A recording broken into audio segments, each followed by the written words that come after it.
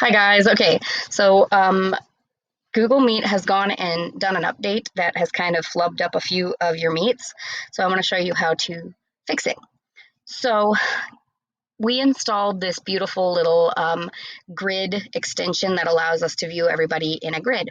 Unfortunately, Google Meet finally caught up with that for distance learning and created that in their app already.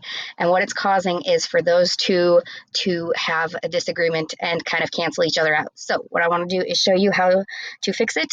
I am probably going to end up uninstalling this extension because I kind of feel like it's going to be doing it to the students as well.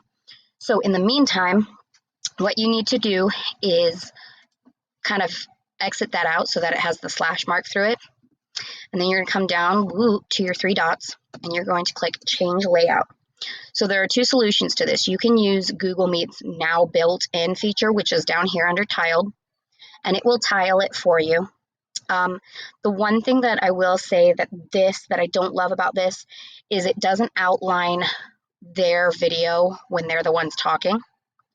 It will just have their little squiggly down here. So, I mean, you can still see who is talking, but it doesn't highlight their entire screen like the extension does. So if you want to continue to use the extension, what you will do is three dots, change layout, and you'll do auto. It's going to put it in this. Then we'll turn this on. And now what will happen is when I unmute this, it will now highlight which student is talking.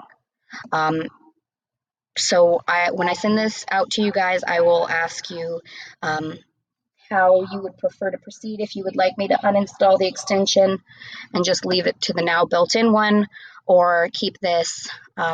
I personally am going to lean a little bit more towards just uninstalling this so that students don't have to deal with this headache as well, which I'm sure they are at this point going to start encountering. So, yep, that's the new fun update for Google Meet. Have fun. If you have any questions, let me know.